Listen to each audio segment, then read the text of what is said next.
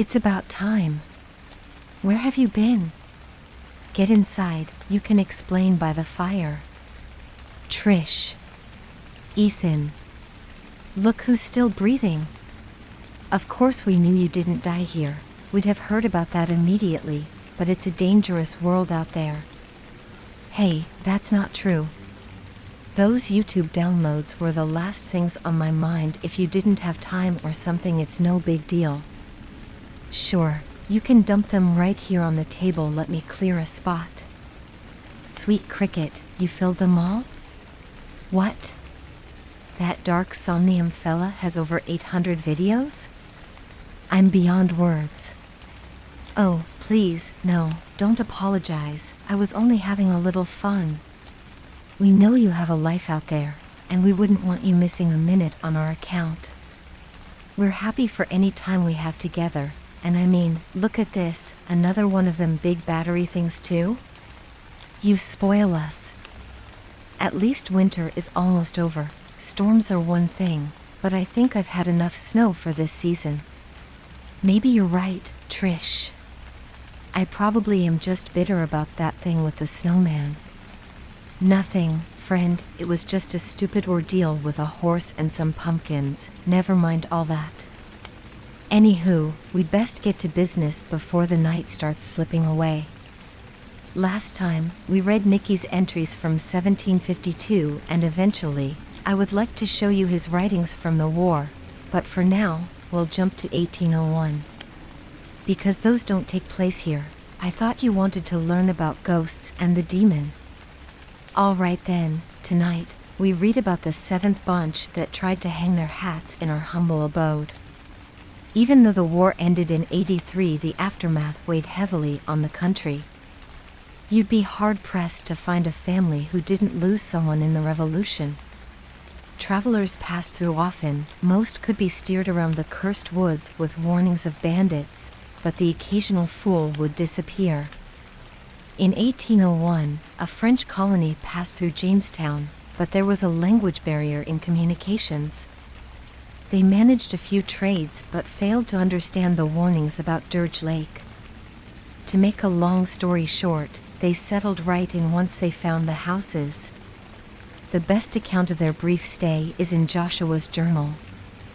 He's Nicky's son. The man was smart, like his father, but he didn't take to school quite the same way. That's really all you need to know for now. Let's get started. March 30th, 1801. These people will bring disaster upon us, that is certain. While I find it difficult to imagine the horrors of which Father spoke, he was the most intelligent, level-headed man I ever knew. If further proof is necessary, there are the lovely homes which stood untouched for decades. For such things to go unused, there is no doubt something must be horribly amiss. Yet, these people have moved in as if all were built for their use. Our predecessors should have burned every last one to the ground. Now that I am the sheriff, it is my responsibility, but I cannot act alone. Leah wishes for me to deputize her brother, though. He is more likely to shoot friend than foe. Larry has less sense than a headless goat. I intend to deputize men, but I shall decide who after speaking with Mark. A perk of being the mayor's cousin is knowing which issues to press.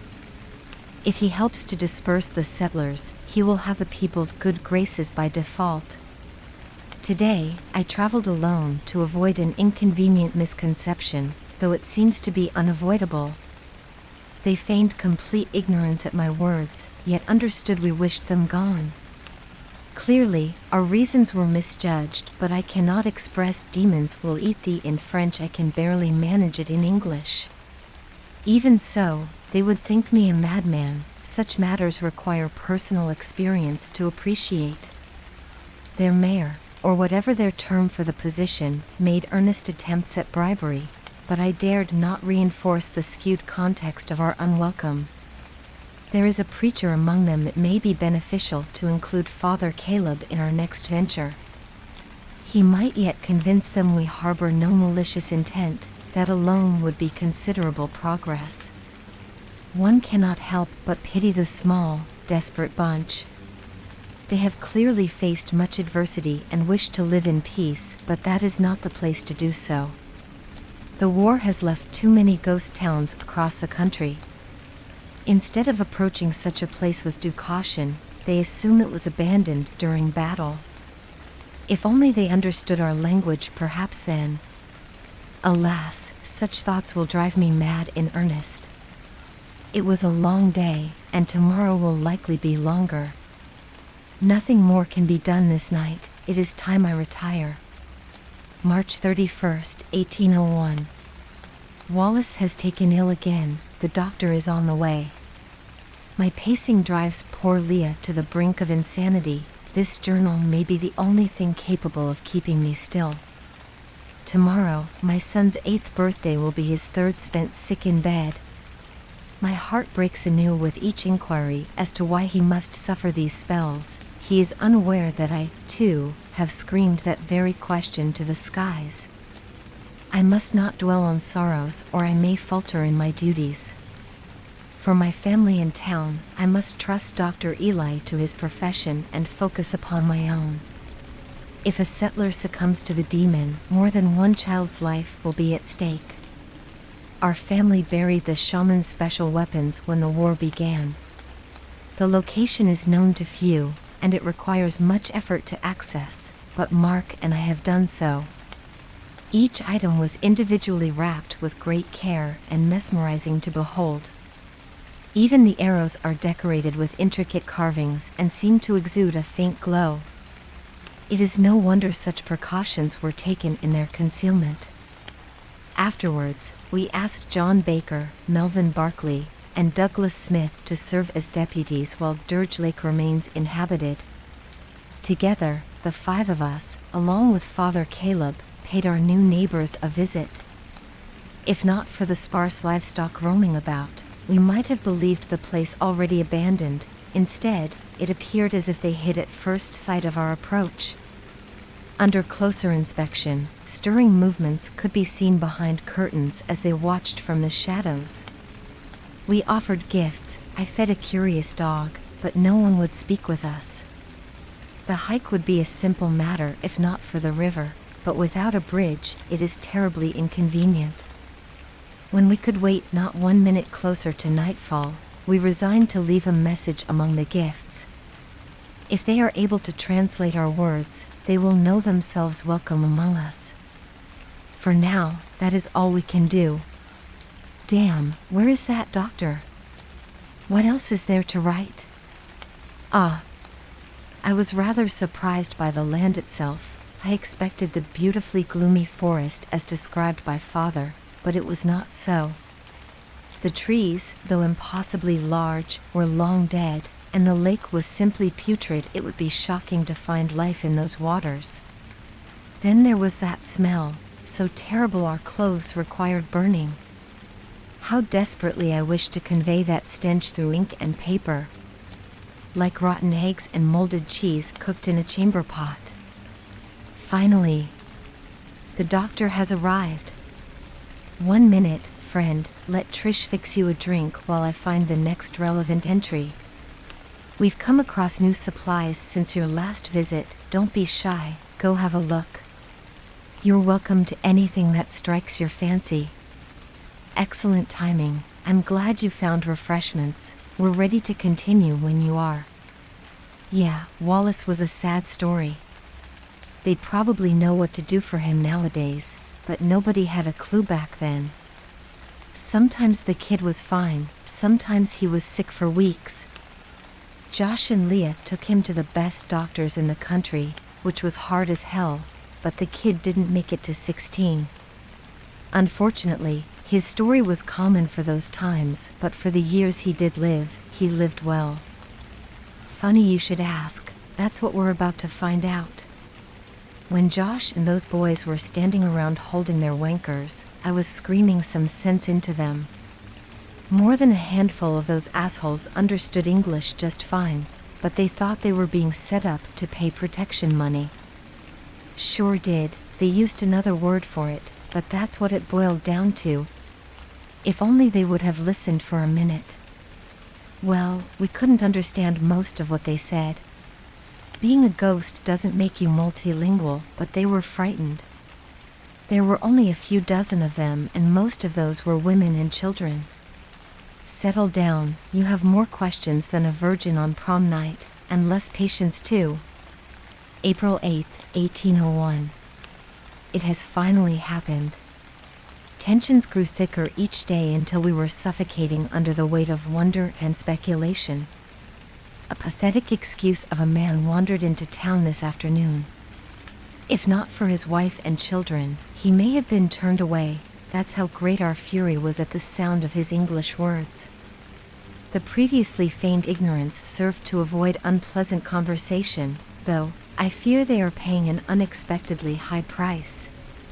Lucien and his family fled without telling a soul. Surely they are assumed dead. If his words can be believed, life has been unkind to our neighbors. Food is scarce, no vegetation grows, the lake is too toxic to support life, and the wells have run dry.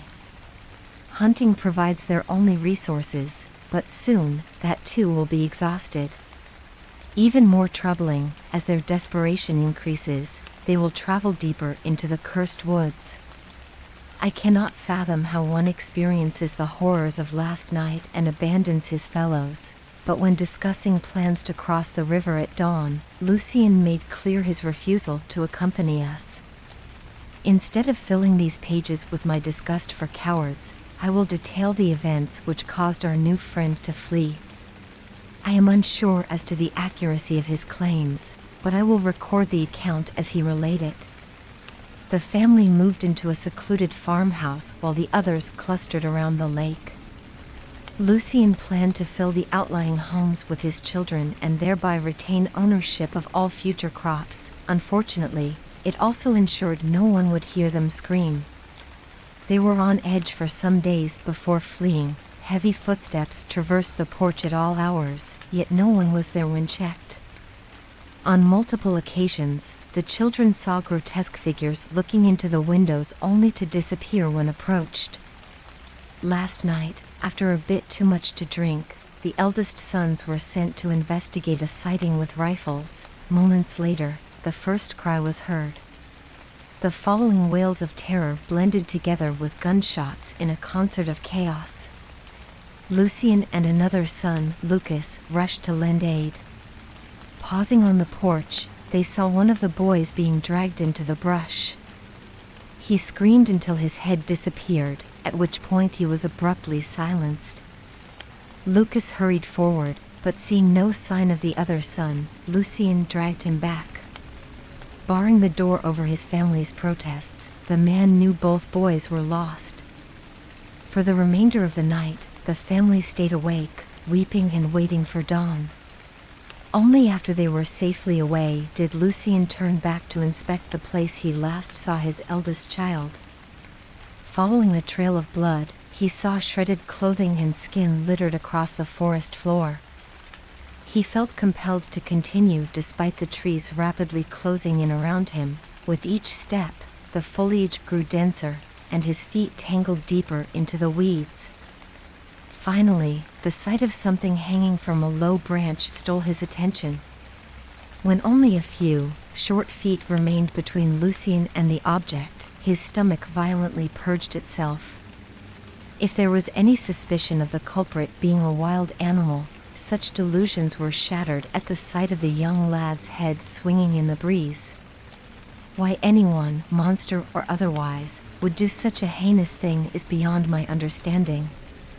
It is unknown how long the father stood there, but when he attempted to leave, his feet were held in place.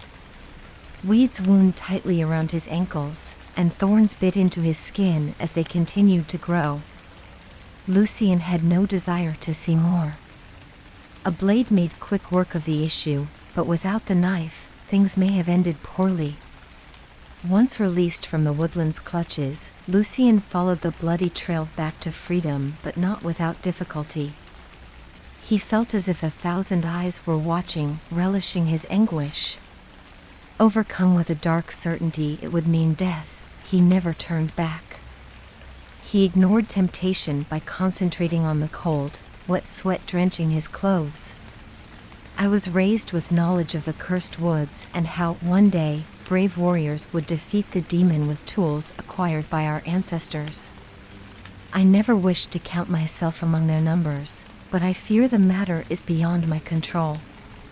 This train of events was set in motion long ago, and there is little I can do to alter its track. This evening, we gathered for a town meeting. We cannot ignore what is happening across the river. Too many lives are at risk to sit back and wait as so many before us chose to do. The cycle must stop. Tomorrow we will finalize our strategies and make necessary preparations. Friday, we shall return to Dirge Lake. April 9, 1801. Everything is prepared for our departure at first light. In the event I fail to return, I wish to leave a detailed record of our intentions. Those of us who will cross the river were given the demon's true name. Though I cannot commit it to paper, I can confirm my predecessors did not exaggerate its complexity. Our alphabet simply does not contain letters capable of producing the necessary sounds. Lucien has agreed to join us. I will not dwell on the man's aversion to common decency, but instead, on the possibility of his brethren's assistance. The meeting began at noon and ended almost 5 hours later. I could fill these pages with the protests alone if time permitted. When we adjourned, it was with a total of 7 volunteers. I was personally disheartened, but Father Caleb insists it is a holy number and sign from God. Most men have taken comfort in those words, so I do not speak out, but they are meaningless. We are mere mortals embarking on a fool's quest to slay a demon. Although it sounds like a fanciful theater play, it is a deadly serious matter. I would not be put at ease by 100 men, but 7 are too few to even make the attempt. Mark, Lucien, Father Caleb, and my 3 deputies enjoyed dinner with their families while I attempted to do the same. Afterwards, we met here to refine tomorrow's plan, which was surprisingly straightforward compared to the circus of our previous gathering. We read of our ancestors' mistakes, hoping for guidance toward success, or rather, away from total failure. Part of me fears my body will refuse to rise from bed. The dread I feel is almost unbearable. We are hopeful more men will join us upon reaching the lake, but we cannot depend on uncertainties, especially where Lucien is involved. We held a mock archery contest to determine who would carry the bow, and sadly, the honor is thine own. Mark cannot wield the dagger for his hands shook violently at the mere suggestion. Douglas shall carry it in his stead, and the others will form a perimeter while I loose the arrows. In theory, it does not sound terribly difficult, but once face to face with the demon, within a dark forest, our true mettle will be weighed. Personally, I expect each man to promptly wet his underclothes, myself included. The most difficult part will be living long enough to make the shot. Time for a second round would cost dearly. When Timothy Cook hit the creature, 2 men were killed before his arrow could fly, and the demon is sure to be stronger all these years later. My deepest regret is the pain this causes Leah. I detest seeing my family sick with worry. If someone were capable of taking my place, I would gladly allow it, but there is no alternative. In case the worst should happen, I have prepared a series of letters. With luck, I anticipate burning them upon my return. It is odd to think these few, short paragraphs are capable of sharing my sentiments long after I am gone from this world. It sounds absurd, does it not? I long to know how far into the future these words might speak, to know whose ears they might reach, or on whose tongue they might dance. Perhaps I should retire now, before my mind cracks from philosophical strain. I will need every moment's rest for tomorrow's endeavors. How you doing over there, friend? Need anything before the next part? You won't want to stop after this, trust me. There really isn't time to tell you about the snowman thing. Shush, Ethan. You watch yourself or I'll have you back to kicking potatoes. Nothing, just an old ghost joke. Way back, Potatoes grew all over this place. When we were learning our spooky ways, we used him for practice. You know, by kicking them. We made a game out of it, fun times. You never fail to impress, friend. Those are good instincts warning you about Lucien. His story did sound fishy, didn't it? Almost as if some important bits were left out. Well, if you're ready to proceed, maybe you'll find out, eh? Okie dokie, then, here we go. April 11th, 1801. As I sit with quill poised, I cannot decide how to begin. So much has happened it seems strange to sit calmly, writing at my desk after watching good men perish. It has left me feeling that I, too, was meant to die. What right have I to survive? Yes, believing we stood any chance against a demon was idiocy, but believing we would receive help from the settlers was utter lunacy. They remained hidden until Lucien made himself known, then we were promptly greeted by an angry mob. They did not assume the family dead, in fact, they were unaware of any absence. A day without Lucien's presence was considered a blessing, but many mourned the loss of his boys. I can only assume they did not inherit their father's character. Our hearts broke for the elder son's fiancée. I regret she could not learn of the news in a more delicate setting. We were taken into the church where our plans were discussed at length, but none volunteered to assist. The gathering was not a total failure. We did learn our friend's true reasons for returning and of the settlers' recent struggles. Lucien wished to return to his people and live in a house near the lake. He never intended to venture into the forest, only to acquire safe passage home. Had he received the expected welcome, his immediate desertion would have followed. He is clearly despised by all. Having nowhere to go, he was forced to stay in our company. Pierre Dupont attended university in New York and speaks English fluently. It was he who spoke for his people when they shared their own tribulations. Most suffer from horrible nightmares, but were too embarrassed to come forth until prompted. It is possible the disappearing livestock and work accidents were natural occurrences, but when considered with other matters, one tends to wonder. People of all ages were displaying unusual behavior. Some were withdrawn and sullen while others were loud and violent. Knowing the possible dangers they faced, we shared all we know. At mention of Mr. Long, a portly woman rushed forward with a small child. Maria Dubois is 6 and began speaking to her imaginary friend on her 3rd night in the home. At first, he was kind, and they played innocent children's games. As things progressed, the girl's parents noticed increasingly peculiar activities. On several occasions, their daughter was discovered muttering gibberish while standing in the corner of her room. When asked, she said it was a game. She repeated every word Mr. Long said, exactly as he said it.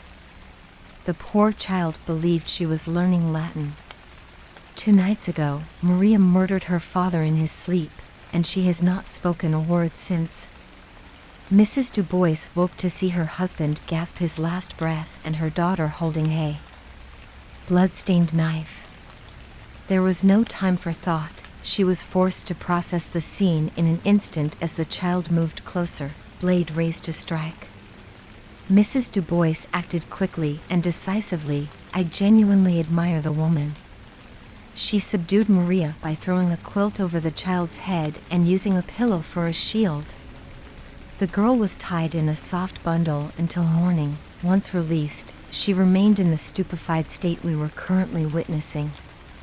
I may suffer a naturally cynical perspective, but Mrs. Dubois was hopelessly blinded by her motherly perspective. Behind Maria's gleaming, brown eyes, there was an old soul. When all attention returned to our group, the facade slipped from her face. The lost, frightened girl was gone, and what remained could hardly be described as human. For a short instant, her eyes were yellow and askew, paired with the sudden paleness of her complexion. It was enough to render me speechless. How does a man stand before his peers to proclaim a 6-year-old possessed? I would appear mad, pointing, screaming, monster at a small girl. Perhaps that was its hope, to provoke a hasty response. Moreover, the mask of innocence was restored as quickly as it vanished, and there was little chance it would slip again. 9 people were lost in the forest before further search attempts were forbidden, and a child was recently dragged into the water. Earlier sightings of the lake monster describe it as gray in color, yet now several witnesses claim its tentacles were distinctly purple. Was it always so? Or is there more than one? Perhaps the same beast changed colors over the years, we cannot be certain. It is hard to believe so much has happened in so few days. I felt compelled to ask why they stayed after surviving such horrific circumstances. They simply have nowhere else to go. After 2 years of roaming the countryside and falling victim to the perils of such a life, they simply wished to stop. They attempted to settle other lands, but were forced to leave in each instance. The hour grows late, and my eyes struggle to remain open, but I dare not leave this account untold. Death stalks in every shadow, of that you can be certain. Even my own home no longer feels safe. I see danger in every face, hear deceit in every voice. Where does it end? Will life ever feel normal again? I was speaking aloud again. Lee awoke and came to calm me. Now, it is time to finish this account and hurry to bed. I must rise with the sun once again. Conversing with the Frenchman lasted longer than expected. It was almost 2 o'clock when we entered the forest. We 7 men were a pitiful sight amongst the vast expanse of wilderness. The twisted, giant trees towered over us with bark as hard as stone. It seems death did nothing to still their growth. The further we hiked, the denser they grew, many wrapped tightly beneath sharp, thorn-infested vines, but we pushed forward. We wandered with little direction until locating signs of a recent struggle. Blood stained the bark of 2 trees, and the surrounding brush was trampled. I personally lack tracking skills, but Mr. Baker is a marvel to behold. He believes 3 men fought a beast of immense size. The tracks it left behind are breathtaking. It walks on 2 legs, and the footprints resemble that of a wolf, only they are far too large. A cold breeze chilled us to the core as we stood in awe of the sight. John also found a discarded rifle. The barrel was bent upwards almost 90 degrees. I cannot imagine the force such an act required. It was apparent 2 men fled in separate directions, but, unwilling to divide our own force, we chose the path with better visibility. The trail told the story of a man consumed with panic. He ran through the forest with little regard for direction and fell often as a result. Smears of blood stained the ground where his worst spills occurred, and scraps of clothing were tangled among the brambles. Eventually, we found a shoe with the owner's foot still inside. I imagined several reasons to suggest turning back, but, in each instance, I held my tongue. Did everyone know our true destination? Did they each fear it in the back of their minds, too frightened to voice the thought aloud? Or was it only myself? With each furtive glance to the sun's position, I knew with growing certainty we awaited the demon's path. Where we ventured before made little difference. We knew at the moment we saw it. The temperature suddenly dropped, and all sounds of the forest ceased in an instant. A strong, cold wind blew, yet no leaves rustled. All remained still and silent despite the prominent gusts. It created a wholly unnatural effect I shall not soon forget. I notched my first arrow, but each shot must be taken with consideration to ammunition retrieval. It is unlikely we will receive more. The right opportunity is worth a loss, but unless reasonably certain of a favorable outcome, I must refrain from action. It is impossible to say how long we stood without speaking, merely staring at that cursed path, but eventually we forced ourselves to act. We traversed the trail in a single file line with Father Caleb in the lead. He recited prayers for the majority of our hike and continued to do so even as the demon carried him into the night. After roughly 20 paces, a tall, dark mass leapt across the path and into the trees. We halted in place, rifles raised, and the father continued praying, Bible raised to the sky in defiance. When the black shadow suddenly descended upon us, several shots were fired. Over it all, Caleb's words grew louder, bolder, but they did not save him. Before he was carried out of sight, a final bullet ended his suffering. As the beast disappeared over the horizon, we were driven to our knees from an ear-splitting roar of fury. I suppose it prefers fresh meat. Then there were 6. It shames me to admit my first thought was to discredit the father's holy number theory, but I held my tongue. There was no doubt the demon would return. Meanwhile, it was vital to cover maximum distance. Night came faster than expected. One moment the light began to fade, and the next it was pitch black. We lit torches without pausing, afraid to lose even those seconds. Walking in 2 lines of 3, we could hardly illuminate the ground before us, but we could not turn back or all we lost would be in vain. I do not know how long we continued that way, hunched forward, squinting into the darkness, but soon we were frozen in place by the sound of heavy footfalls. I did not realize my breath was held until my lungs begged for air. By then, the creature was coming to a stop just above us. My gaze was fixed onto the ground, but Melvin dared to look into the face of evil. The guttural sound to escape his throat was the sad, pitiful cry of a dying babe. The tension alone was enough to drive a man insane. Even before he ran, I knew he would be the next to die. Mr. Barkley was not granted the sweet escape of a quick death. Instead, he died screaming in agony. Then there were 5. Only after the death wails subsided was I consumed with guilt for my inaction. What short distance was between us when it crouched motionless above our heads? How long did it remain so before taking yet another life? Blame is a dangerous path to tread. It led me down a rabbit hole of madness wherein I cursed every ancestor that walked blithely away, leaving that nightmare to grow stronger for others to fight in their stead. The distraction cost yet another man his life as I failed to see Mark straying from the path. He drifted closer to the tree line until something dropped onto his head with inhuman speed.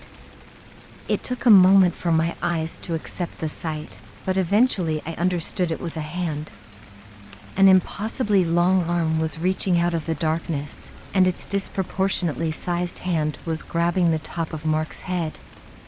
The world froze in that moment. Were I an artist, I could paint the scene to the last detail. I lived a lifetime in that split second, envisioning ways to save my cousin. While most ideas were immediately dismissed, there was one small hope available. I raised the bow, but before my shot could align with the oddly yellow-tinted arm, it happened.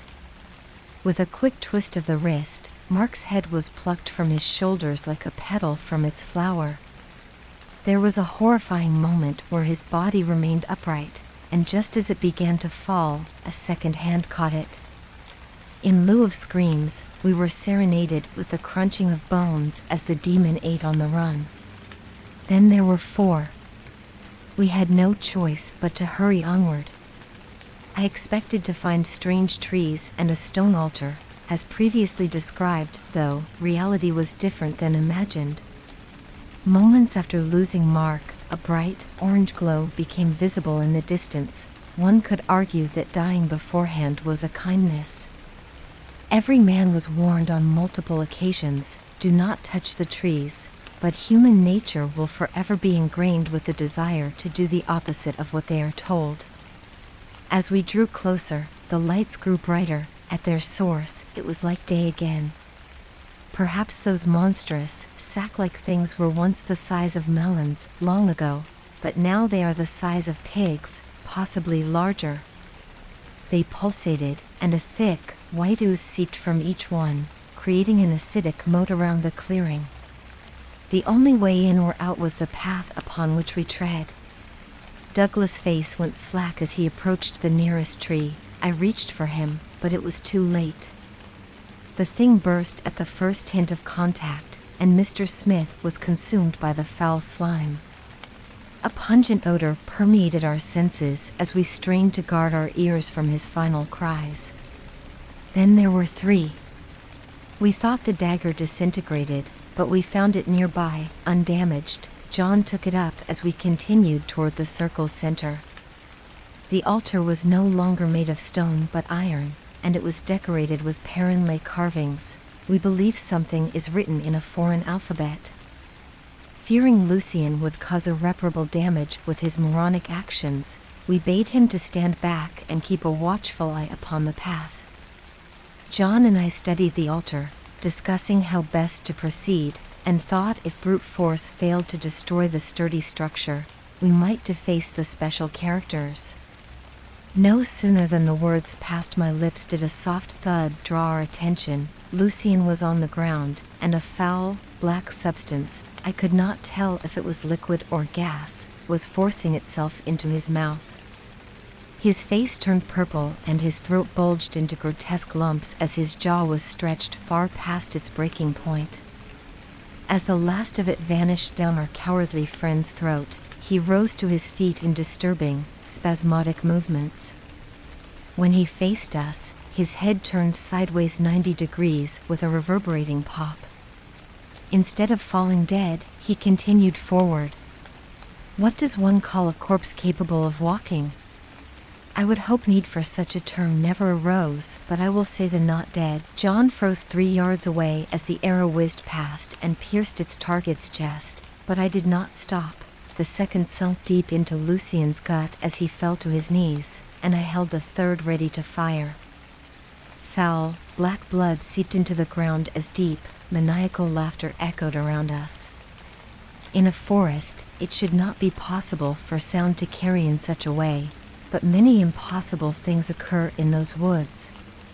I did not intend to leave until Lucien's empty husk lay upon the ground, but the acidic substance in the moat began churning like angry ocean tides, bubbling and splashing over the sides. We watched with growing horror as it began to flood the clearing.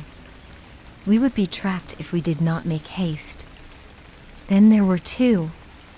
By some miracle we made it out of that damn forest, but 2 arrows were lost.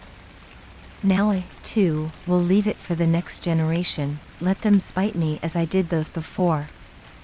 I do not care. No force will entice me back to those woods. We found the settlers ready to depart. Moving so many across the river was no small feat, but with that task, we were able to find much assistance from our brethren. Unfortunately, the nightmare was not yet finished. The elders spoke with each person before allowing them to enter our township, and an impostor was found.